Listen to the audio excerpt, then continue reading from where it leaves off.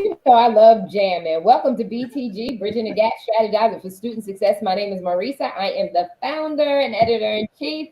I have my co-editor-in-chief, my senior contributing writers, Alana, Coach Ray, Dr. P. We are all in the house tonight. Hey, ho. We are continuing to celebrate women. Um, I know that it's women in history, so we are going to go into history tonight, but we're celebrating women. I want to celebrate women today, tomorrow, and all through the year and the years to come. So tonight we're going to focus on women in history. We're going to talk about the importance of giving back to our community, why it's so important for us to show up, to pay it forward, and give back. And so I just want to charge us tonight. Alonda, I'm going to chime you in first because I know you have a big event to go to tonight, and so share a little. You can share a little bit about your event, and then go into what we're going to be doing. Your thoughts about tonight. So we have a conference coming up, the Confident Woman Incubator Conference, What Women Want, Valuing You on March the 25th from 6:30 to 8:30 p.m. Eastern Standard Time. So you can find the link on my page to go register. But so tonight we're getting women to really think about putting themselves first and knowing that they are valuable, getting in position to add value to their community by first adding value to yourself, putting yourself first to unlock the fullest potential. I will be doing a breakout session talking about not asking for permission to show up and be you. So Mm, oftentimes as a coach, I'm always asked, how do you do so much or whatever? And so I always tell people, honey, I show up unapologetically, okay, myself. And, it's just that you have to, because when God calls you to much, you do not have time to stop and ask for permission. When God makes you powerful, you are an intricate piece of his kingdom building. You cannot be worried about who is going to validate you. You cannot ask for permission. God already validates you. You were a part, he orchestrated and architected you specifically as a puzzle piece of his kingdom for his building. And everything that he gave you, you have purpose, you have value. And I think that it's important for people to understand that nobody comes along and validates you, nobody makes you. Everything that God wanted you to have is already in you. Everybody just comes to ruffle those feathers, just to kind of give you that little push, give you that little shape and that roll. It's like your dough. But God's like, everything, all the ingredients are already there. You just need somebody to come and shape you, which is usually your parents or whoever raises you. Then your community helps to kind of add a little shape here, a little tuck there, a little roll. And so oftentimes you already have all of those things. A lot of times people are not operating in their fullest potential because they're waiting for somebody to say, hey, you, I see mhm. XYZ in you. You got to look in the mirror and be like, I don't even know sometimes what I'm going to do, but God give you my yes. So Yeah. when people call on you, you got to be ready to slide in position. You can't allow fear to keep you bound. Yeah, no. And this is important. I love what you're saying here. And it's really segueing us to our key subject, Mary Jane McLeod Bethune, and what she had to go through and how she had to own it, right? She had to really, really bridge the gap between, us getting educated as African Americans. And being able to show up the way we need to show up in this country, because this is our home, right? We need to show up. But what I really wanted to chime in with what you said, and you said a lot, is that when we don't show up, if you don't show up, one, it weakens your performance. So Mhm. when you water yourself down, you actually weaken your performance. But the biggest thing too is once you are it's important for you to get it right so that our young people, when they're watching and looking, they can get it right. Because if we're tilted on what our identity is and how we just not showing up, and then our young people are lost. And that's why it's so important for us to just walk in the fullness of who we are, so that we can now focus. so we can have it so together, have our grounding right, and we can focus and show our young people the exact same thing. And so that to me, while you were speaking, was just like, oh my God, it's you wonder why a generation could be lost. It's because if the current generation that is running things is lost, then they're going to be lost and unstable. And that's why we need to get them right so they can go back, get to the communities, and give back. And so, Coach Ray, I want you to share because I know that you are one. You said it while we were backstage and waiting to come live. How much this really speaks to you in regards to giving back, community involvement. Being that we're on Women's Month, give us your man's perspective in regards to how women are showing up in this capacity. I'll be very, very honest and clear glass. And I just, as much as I have always spoken about how proud I was to have a father and an uncle that were about community and about serving and about helping people reach their potential and giving their all to the community, I would be definitely remiss if I did not mention the women that were intricate in not only my growth but in the production of the community that I grew up in. Um, I speak extremely highly of my mom. I mean, Grant, we talked before, like, it isn't like no mother is perfect. But one thing I could tell you is that when it came to community, that was something that she took on her shoulders. A lot of my friends were able to survive and thrive because she was willing to serve the community and feed and house when and people come by, you needed food and family members needed somewhere to stay. Like that was the intricate part of the community that I think people missed. She was the neighborhood candy lady as well for a little stretch of time.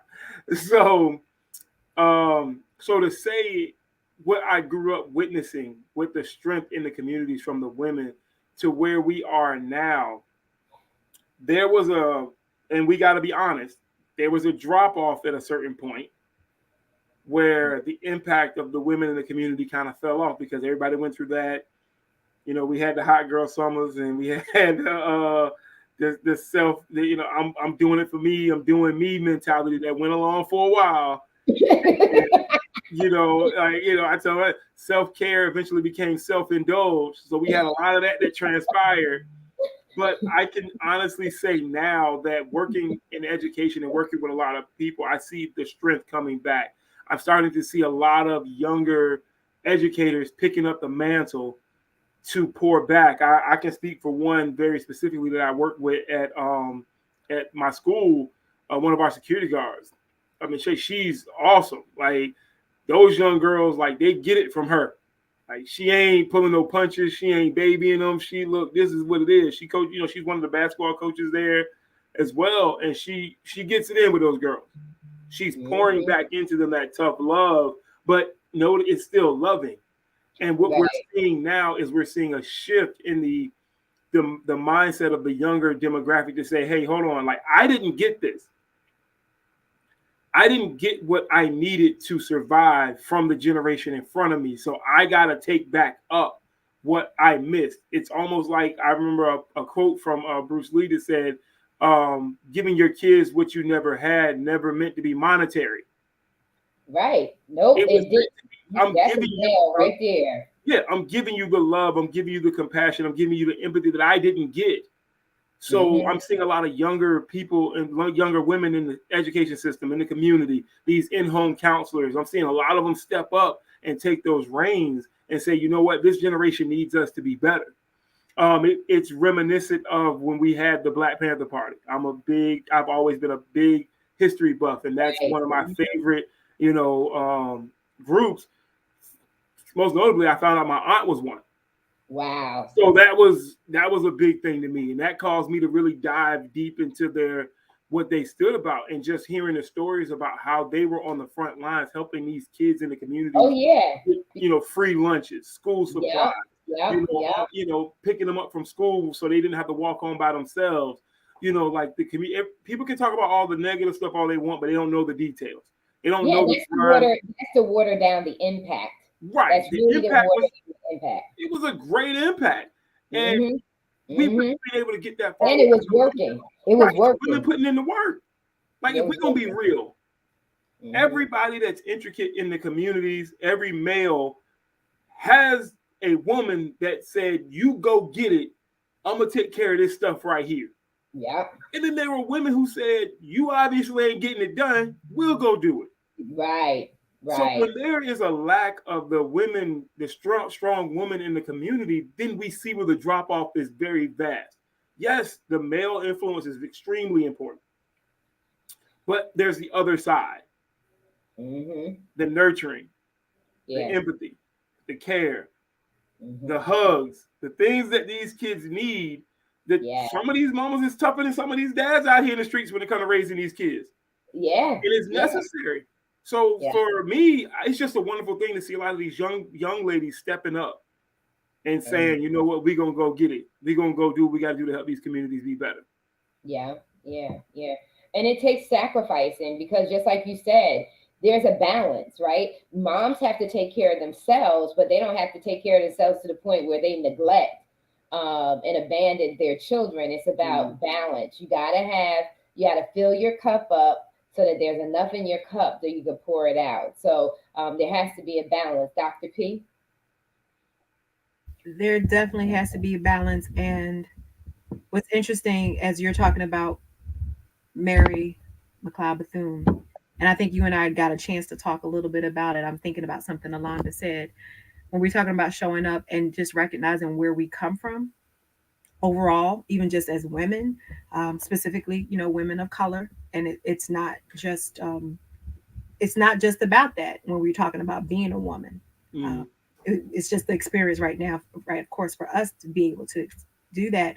But I got an opportunity last week to just really talk with a woman's group, and that was the common factor: being women, actually being able to hear other women from different backgrounds talk about some of the struggles. And Mm, it's important to us, but we're so different. We've carried so much weight on so many things, but that's a blessing. It's not, again, nothing to complain about. What I had shared is back in December 2022, I got an opportunity to do a meeting at the headquarters for NCNW, which Mary McLeod Bethune, of course, founded. And what I did not realize at the time when I got there, drove up, found a parking space, but the Capitol building is right there. You Mm. can see it. And I don't think I realized in relation, to where it was. wow. But when we got up there to, I want to say, the third floor, we're sitting there to be able to see that building right there, recognizing Mm-hmm. that a woman such as herself was able to accomplish what she did. And the headquarters for something just as monumental as NCNW is right there in the heart of everything else in our country, in our government. We as women, we as Black women, um, I was in awe just because I did not realize. So I say that to say when we're talking about it and what we're still recognizing as women and even as men, what everything we've gotten a chance to do, and we wanting to share that with youth and wanting to share that with parents and just adults, period. Never lose sight of the people from our past, but as well as what we're trying to do now, and the people that we all want to become, and the people that we're trying to, of course, mentor. But we mentors, we're always being mentored back. We're mentors become the mentee at all times. So Mm-hmm. when you think about someone like her and just some of the strong mothers and sisters and grandmothers, everyone just having a voice. I speak Mm-hmm. about having a voice that becomes so important to me as I realize the more and more people we encounter every day. So many people don't have a voice, male, female, but now we all have that opportunity. And those strong Black women, those strong women, period, that they're what make the difference. So I It's funny just that you said that too. I meant to throw in, like, my one of my business coaches is a woman. oh, Like, and most people ain't gonna admit that. Like, you know, my main business coach, she's a woman. Like, and she, Miss Latrice, I don't know if y'all, like, she's probably one of the greatest businesswomen minds that I've ever known. And from before, where you got a whole bunch of people telling you a bunch of different things, and just being able to zero in on what she says and how she moves and how she operates, you just like, wow. My business partner is a woman as well. One of them, of course, this Marissa's one, and I got Miss Deborah Fry, but then like the one that helps run my the speaking portion of my business, she's a woman. Mm-hmm. And it's not a question of like it's not that I don't trust dudes. It's just that I know that there are areas that I'm not strong in, and those details can be handled very fine by a woman that I know I'm not going to pay attention to. And I have the trust level to say, you do what you're good at. I'm good as the face of the company, whatever I'm good, but whatever you're great at, you go shine at it. Yeah. Mm-hmm. Mm-hmm. And that's how you get things done. When you don't let pride or ego interfere. You're just like, who's skilled to do what? Man or woman, who has the proficiency, the skills, and the execution capability. That's who you want, because you just want the results. At the end of the day, you want to live in integrity, but you want the results. Now, I want to go back. The reason why I really brought up Mary Jane McLeod Bethune is because we're getting ready to lose sight of what was done at the foundation. So many of our young people, if you mention his name, they have no clue.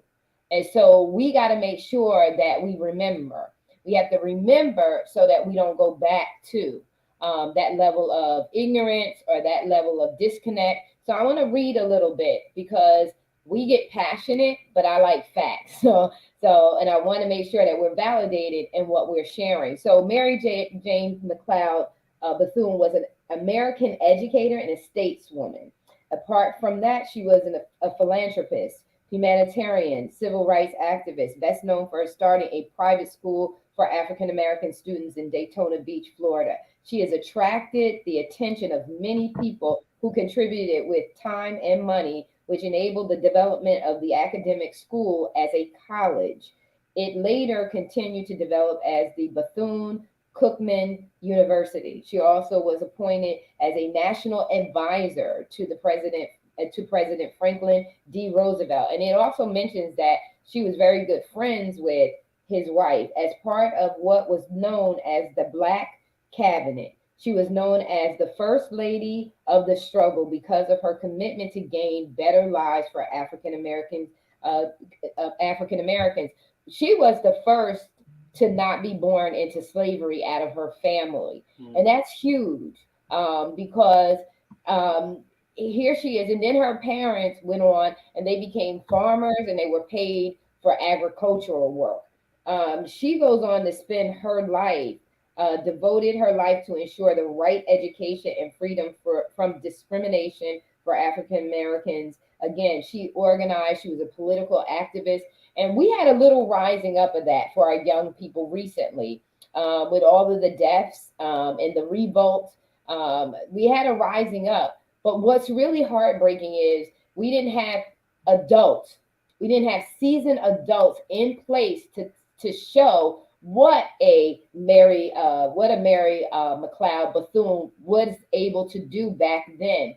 We have got to have a formula in place. That's why when you started off, Coach Alonda, and talked about women, and you're going to speak to empower these women to use their voice, to stop second guessing yourself and stop self-sabotaging. That's why the sisterhood, that's why I'm not looking at a day to say, what can a day do? We need a mindset of sisterhood. We need a shifting of sisterhood and a realizing that when you come together as a collaborative party and a body, you are unshakable and unmovable. The small-mindedness of jealousy kills what could be done. And so that's why it's so important. Mary Jane McLeod Bethune and women in her day, I'm pretty sure that was all choked. They had some level of it, but they had so much more of the agenda at hand. that was more of their attention than the small mindedness of who's got what, this, that, and the other. Coach Ray, you shared something earlier about what was more important, that we give our children things, or that we didn't have, or we gave them something that was priceless that we didn't have. So I know for me as a kid, and I think we talked about this before on the platform about being seen and not heard. That's the saying in the Black community. You better be seen and not be heard. Don't embarrass me and all this other stuff. Well, they won't embarrass you if you take the time to educate them. They won't embarrass you if you take to have time to have real, grounding, wisdom, wise conversations with them. They won't. The thing that I was getting when you were talking about replacing it was, give them your ear so that you can hear what they say. Give them your time, and not only your time, give them your support in person. I remember having to sacrifice. I'm a mover and a shaker, man. When I see all the stuff I'm doing now, that was a sacrifice for me that I honorably, as a mom, took it. I took that. I took that, and I was so thankful that I didn't get sold out on that women's lib movement. That I got so caught up in my career that I didn't realize that, hey, if my kid's father is a workaholic and I'm a workaholic, well, who's spending time with the kids? So that was my mindset, to say, I'm going to have to leave corporate. I'm going to have to sacrifice and be home with my children so that somebody is there with them, because he worked like crazy. I worked like crazy. And my substitute spouse, which was my mom, she had left by the time I was 26 years old. I didn't have anyone to pick up my kids from the daycare or the school if they got sick. I had to do it. And I was in corporate at a time you didn't have the luxury to be leaving your job because you got fired. We did not have the Family Leave Act. We did not have that until later on in my career. And so I had to say, am I going to stay or am I going to go? And I had to sacrifice that. That was huge for the level in which, I am an achiever. But it was so worth it for me, for my children, because like I said, giving them your time and your ear and I was not a perfect parent. But I'm thankful that I did that sacrifice. Is it struggle coming back up? Yes, it was, but I would never change anything because that's so important. Coach Ray, I can see you fidgeting over there, and I'm gonna tap you in. No, like I'm listening to everything that you're saying, and it makes sense. It's just we have got to get back to where the sacrifices are being made, and the mindset shift happens for the progression of the next generation. And that sacrifice doesn't mean give up your dreams. I think people take it as though like, oh, you can't fulfill your dreams. You can. The people who didn't make the choice not to pursue them, Yeah. and then they use their kids as the excuse of why they didn't get them. If anything, your kids should have been the linchpin to make you go after it. I know for me as a male, I was, I was a male. I mean, I am a male, but I'm a man. But I was being real. Like, I was doing, I was being young. Yeah. I was being young, and I wasn't pursuing the dreams and the goals that I should have been. When my kids was born, a switch went off in my brain. Yeah, that does. That happens. Listen, and it's like, all right, bet. Like, I can't do this no more. Like, I ain't got time to chill. So it's been full. The sacrifices have been made. The sacrifices are made. I don't go out and party like that. I don't have time for that stuff no more. I mean, even before I got married, I wasn't going out partying for real no more. Why? Because I had to make those sacrifices because that money that I was spending could go to my kids. Yeah. So what we're at now is we're looking at the mindset of with these women, and I see a lot of younger women stepping into it. It's like, yo, I don't really need to do that right now. I'll get to that later. Mm-hmm. I'm pursuing my goals in the process of raising my kids. There was a stretch of time where people were like, I'm just going after what I want. And this is when you get the kids where we at now, where they just was at home, just raising themselves. Because we was chasing something that you could have kept them in your pocket to pursue. You know what I'm saying? We love you, Coach Lonnie. See you. Have a good time tonight. Knock them out Hey, the good box, luck. girl. Knock them out Good the luck. box. Like that's why I said earlier, it doesn't mean that your dreams and goals end. It just means you have to make a shift. You have to pursue it from another angle. And we got to a point where people were like, "Well, I'm going to get mine." It's like, you're gonna leave your kids there to do that? Why are you doing that? And then now we complaining about the behavior of these kids. Right. No, you left them to raise themselves. You put a tablet in their hand and walked away. You turned the TV on and walked away. You gave them streaming services and walked away.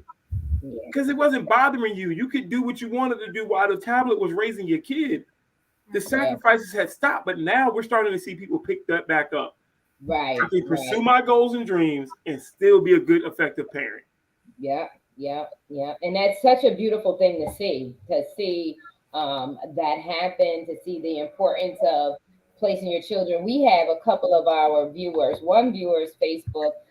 We don't know your name, but they agree about the balance, the importance of balancing. One thing I will say to that too was I can remember when I started getting my nails done. You started getting your nails done and stuff like that, and I remember taking my kids. It was small. I remember taking my kids to the salon, and I remember having my feet done. I was like, "There's no way that I could sit here and have my feet done, my hands done, and they watch me." So the attendants was looked at me, but I was like, no, my kids' feet have to go. They have to get their feet done. They have to get their nails done, only to show them that they're as equally as important as mom. They're not under me, because kind of when you have your children watching you get pampered, it's a little something.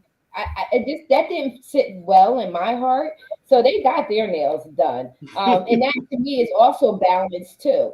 They got their nails done. I made sure that if they wanted a design, they got their design done. Not in a way of spoiling them, but in a way to tell them that this is a standard, that this is something that you should be accustomed to. Yes. So, They're a parent. yeah, I want to do a shout out. So, Regina is watching. Thank you so much, Regina, for chiming in. Our children shouldn't be sacrificed for our passion.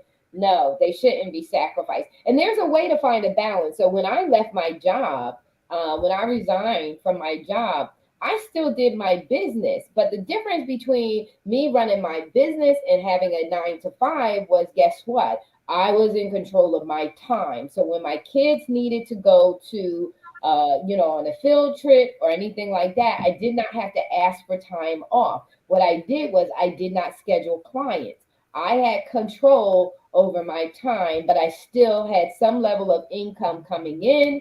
And I still got a little bit of me being my little entrepreneurial business self while I would made myself available. Now, did I make the money that I could have made? No, I didn't go in hard. I just made sure that I had something to keep my skill set up to make me still feel like a grown up and an adult while I was able to still be with my children. So that's how I kind of balanced it out. So you can still have your dream. You may not have it to the level, but again, delay is never denial. Just because you have to put something off for a minute doesn't mean it's denial. I am living my fullness right now.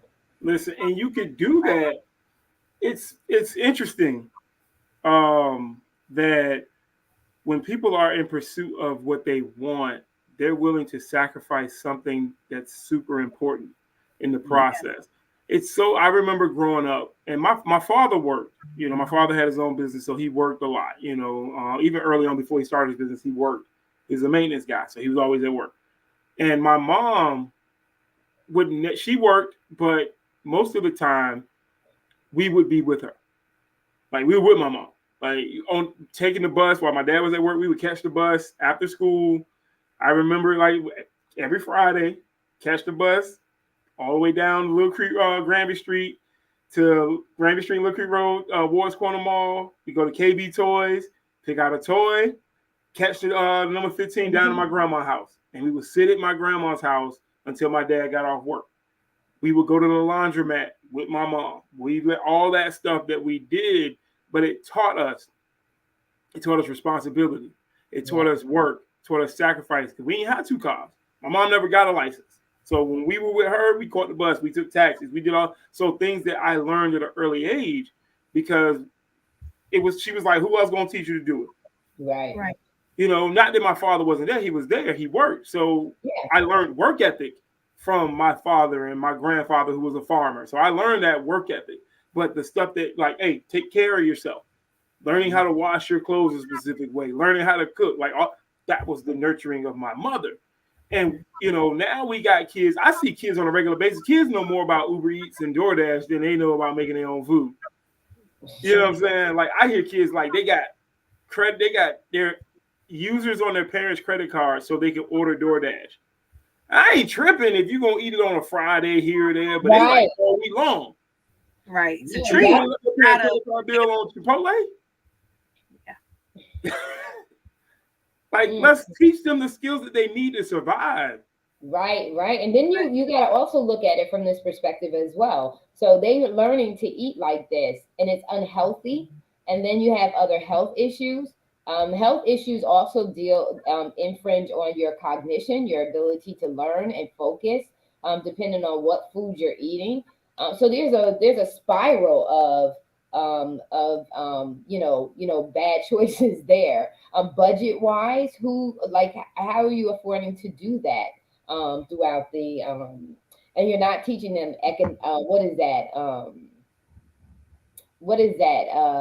when you I don't know. Am I the oldest one in here? Are you talking about economic? I'm not answering that. Well, it's when you learn how to cook, you learn how to clean. What is that? It's not economics. It's home ec.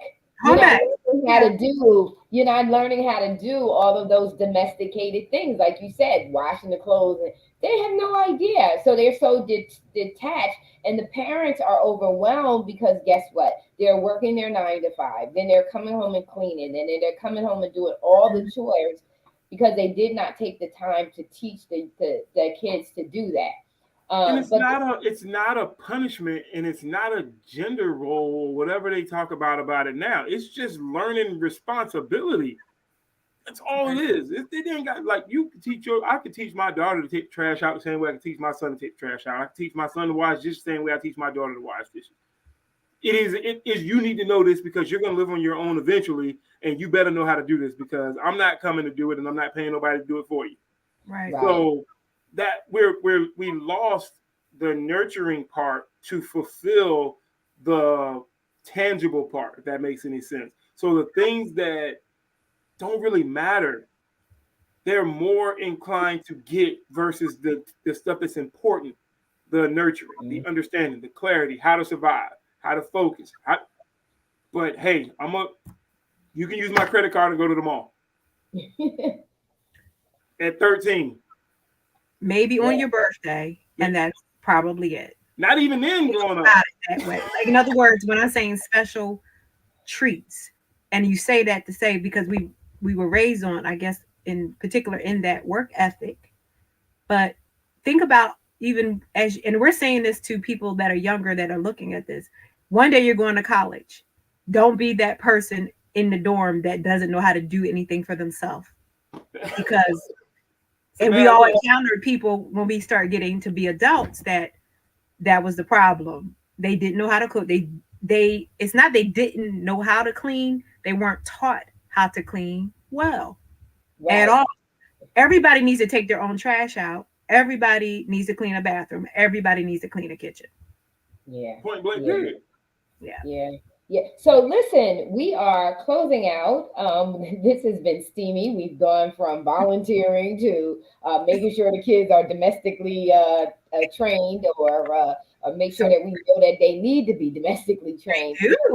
But drawing us back into the importance of giving back to our young people and making sure that, just like Coach Alana said before when she opened up, was making sure that we are right. The reason why, we're not passing on these disciplines is because we're not disciplined. The only reason that can't be transferred is because we're not doing it. And it's almost like you don't know how to delegate. And when you don't know how to delegate, you don't do it.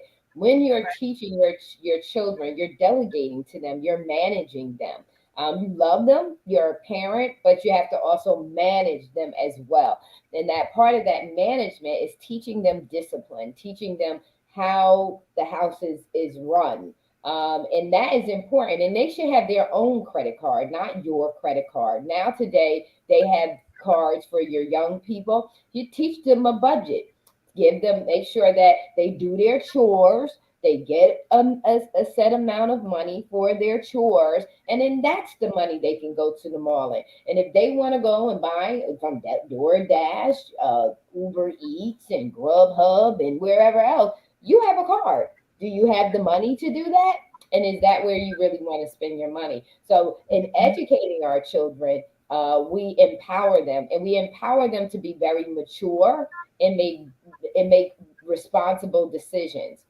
But that only comes, like Alana says, when we know how to do that. When Mm. adults, not only parents, but adults, because remember, we talk often about how it takes a village to raise a child. So that means all of us as adults. We all have to get it together so that our young people Mm. can get it together. So we know enough and we're knowledgeable. See, the difference between Mary Jane McLeod Bethune and us today is they were very, very responsible.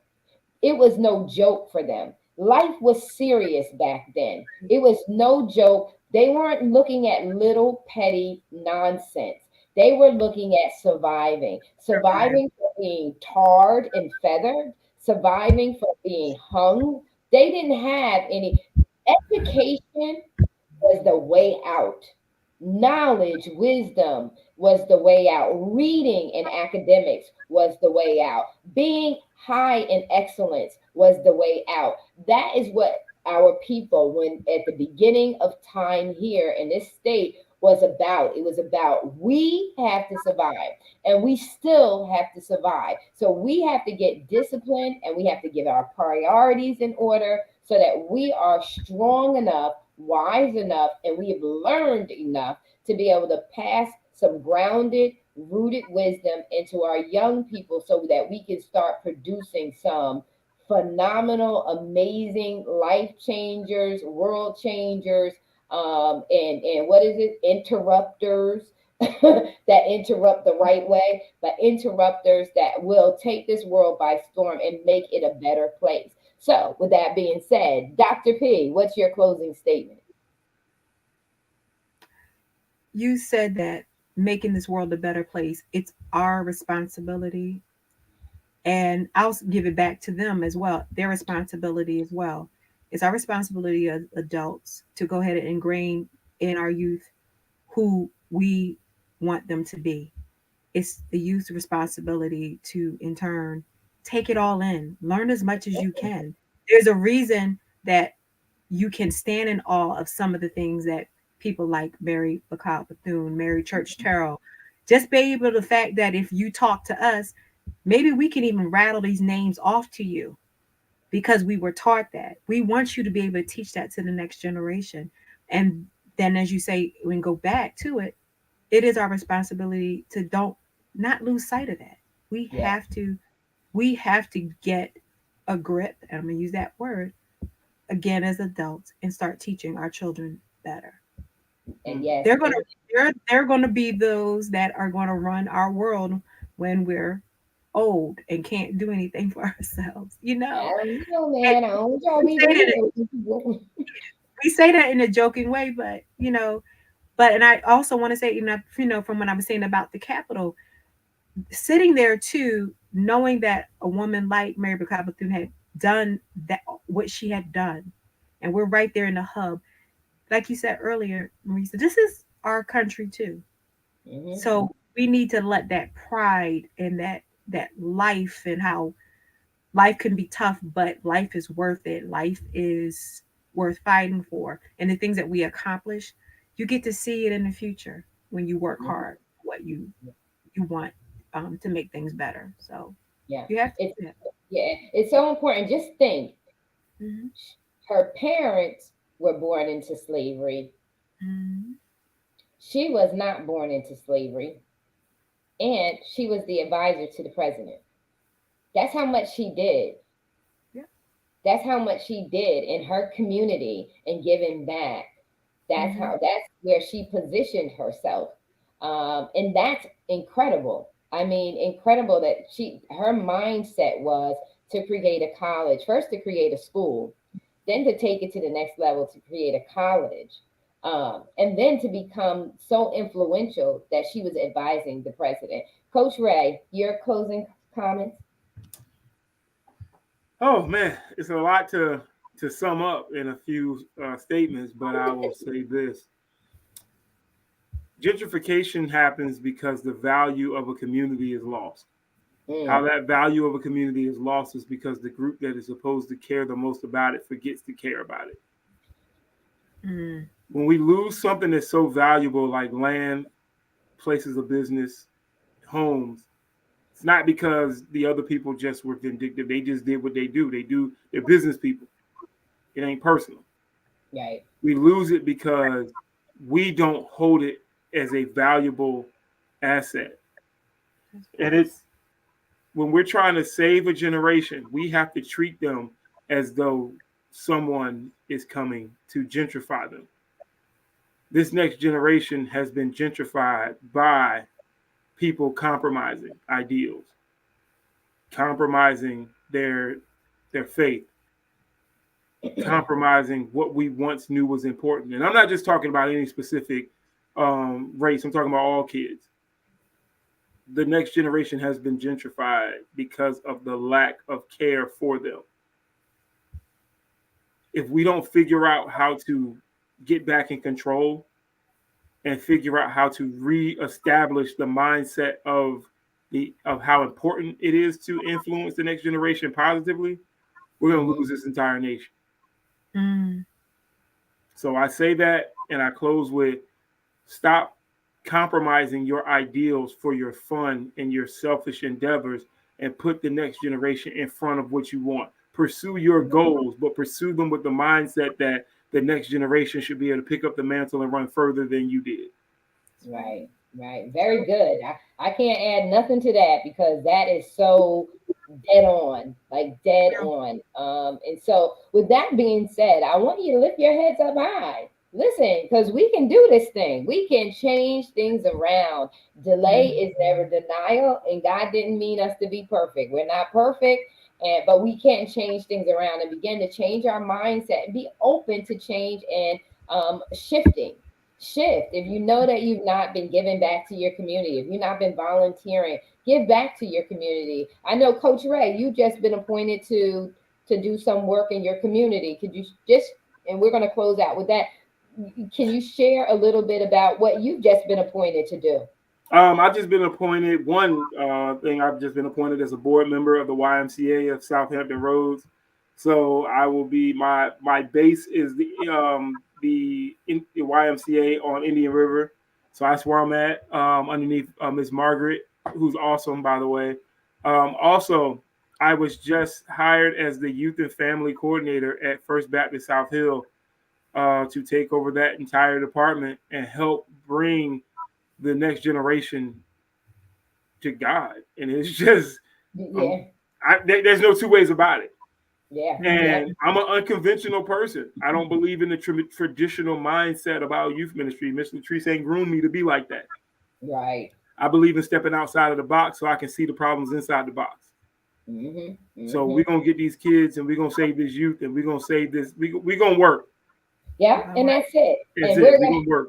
yeah, and then that's what it takes. It just takes us doing the work and operating from a place of love and the bigger picture. And so, with that being said, we love you so very much. It is Thursday. It's Thursday night. That means tomorrow is what? Friday. So, we want to wish you a wonderful weekend. Enjoy yourself. Be safe. And we will see you next Thursday. See y'all next Yeah. week. Bye, Peace. everybody.